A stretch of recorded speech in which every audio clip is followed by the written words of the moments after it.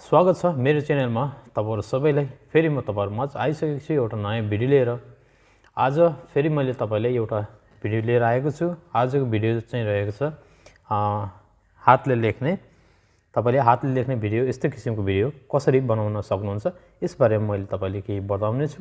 यदि तपाईले पनि यस्तै भिडियो बनाउन चाहनुहुन्छ भने तपाईले मेरो भिडियो लास्टसम्म हेर्नुस्, स्किप नगरी हेर्नुस् र तपाईले पनि यस्तै भिडियो बनाउन सिक्नुस्।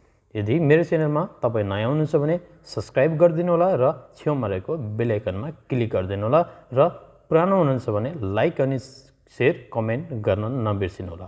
ल त साथी जाउँ हामी आजको भिडियोको तर्फ। हामी जाउँ हाम्रो मोबाइलको तर्फ।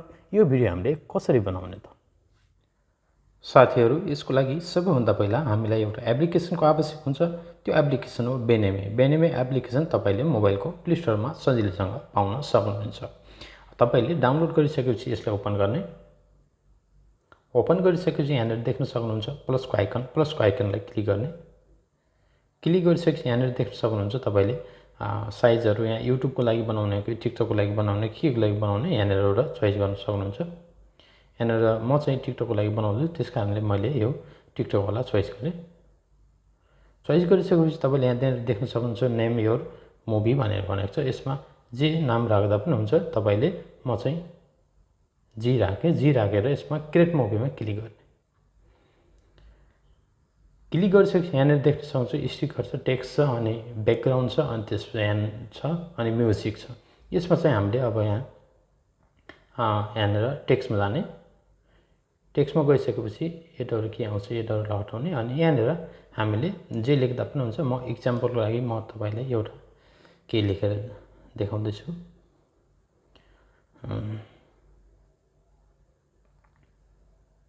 म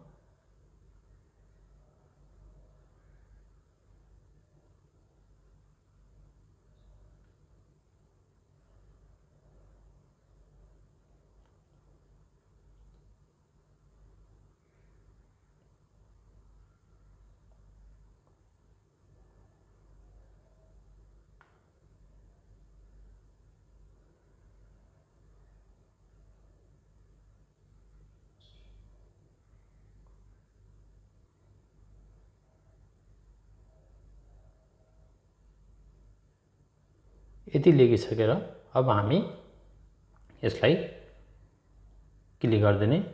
क्लिक गरिसकेपछि अब हामीले यसलाई यहाँनिर यसको बीचमा ल्याउनको लागि यसलाई हल्का हामीले यस्तो किसिमले बनाउनु पर्ने हुन्छ। यसलाई हल्का यतातिर सार्दै थोरै यतिकै राखेर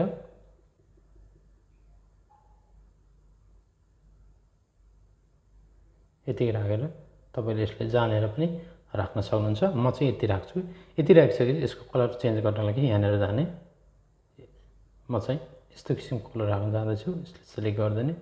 सिलेक्ट गरिसकेपछि अब हामीले यसको ब्याकग्राउन्ड पनि सजिलैसँग चेन्ज गर्न सक्छ। तर त्यो भन्दा पहिला म चाहिँ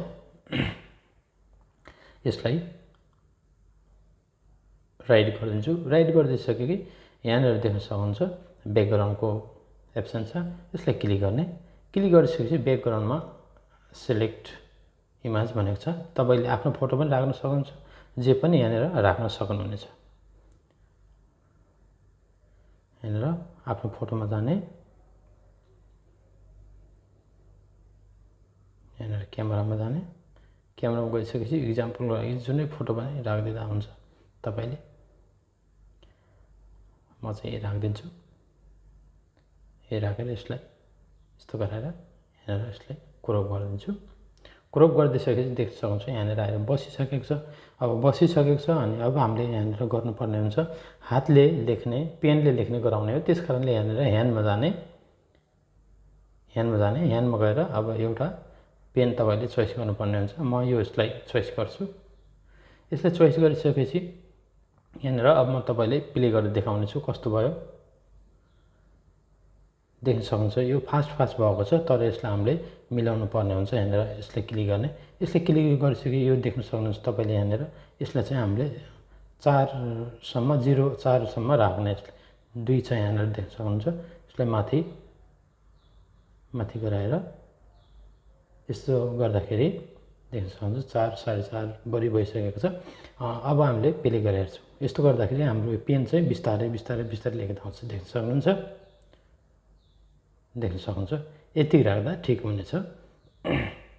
तपाईँले यसै गरी तपाईँले हातले पेनले लेख्ने भिडियो बनाउन सक्नुहुन्छ, अथवा तपाईँले यहाँबाट म्युजिक राख्न चाहनुहुन्छ भने यहाँ म्युजिकमा जाने, म्युजिकमा गइसकेपछि यहाँनिर देख्न सक्नुहुन्छ म्युजिक ट्र्याक भनेको छ। यसमा जाने, यसमा गइसकेपछि यहाँनिर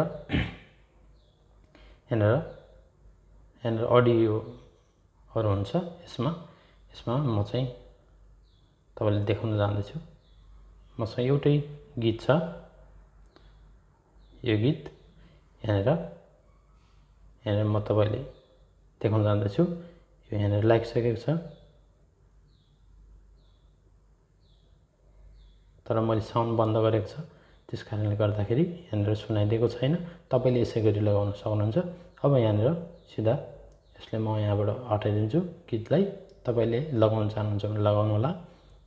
म यसलाई डिलिट गर्दै अब यहाँबाट यसलाई डाउन गरिदिने। डाउन गरिदिइसकेपछि यहाँनिर अब तपाईँको यो भिडियो कम्प्लिट भइसकेको छ र अब हामी जानुपर्ने हुन्छ यसलाई कसरी हामीले ग्यालेरीमा सेभ गर्ने त्यसको प्रोसेसमा जानुपर्ने हुन्छ। त्यसको लागि हामी जानुपर्ने हुन्छ यहाँ। अब हामी डाइरेक्ट प्ले गरौँ। कस्तो भयो फेरि देखाउनेछु म तपाईँलाई। देख्न सक्नुहुन्छ एकदम राम्रो भइसकेको छ। यसै गरी तपाईँले पनि भिडियो बनाउन सक्नुहुन्छ। अब यसलाई सेभ कसरी गर्ने त म तपाईँलाई देखाउन जाँदैछु। त्यसको लागि यहाँनिर मेक मुभीमा जाने। मेक मुभीमा गइसकेपछि यहाँनिर लेख्ने, यहाँनिर अघि के नाम राखेको छ त्यही राख्ने। यहाँनिर अघि मुभीको नाम के राखेको छ अनि यसले क्लिक गर्ने, अनि यसलाई क्लिक गर्ने। यसले क्लिक गरेपछि यहाँनिर अब हाम्रो सेभ हुने प्रोसेस हुँदैछ।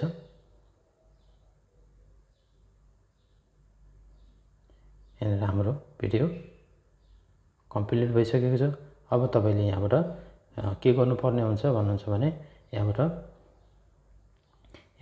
सेयर गर्नुपर्ने हुन्छ। तपाईँले यहाँबाट यसरी यसले दाब्ने अनि तपाईँले इमोमा सेयर गर्न सक्नुहुन्छ। इमो सेयर गरिदिने, जुनै पनि एउटामा सेयर गरिदिने। मैले यसमा गरेँ, सेयर गरिदिने। सेयर गरिदिइसकेपछि यो इमोमा गएर उता भइसकेको छ, बसिसकेको छ। त्यसलाई हामीले त्यहाँबाट सेभ गर्नुपर्ने छ।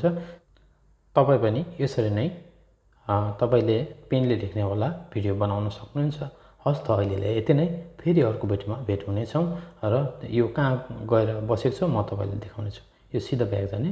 ब्याक गइसकेपछि अब हामीले यहाँबाट सिधा डाउनलोड गर्न सक्नुहुन्छ। देख्न सक्नुहुन्छ यहाँ डाउनलोडको चिन्ह, यसलाई क्लिक गरेर डाउनलोड भइसकेको छ। अब हाम्रो यो ग्यालेरीमा गएर बसिसकेको छ। म तपाईँले देखाउन जाँदैछु। यहाँनिर देख्न सक्नुहुन्छ भिडियो कम्प्लिट भइसकेको छ। तपाईँ पनि यसरी नै भिडियो बनाउन सक्नुहुनेछ।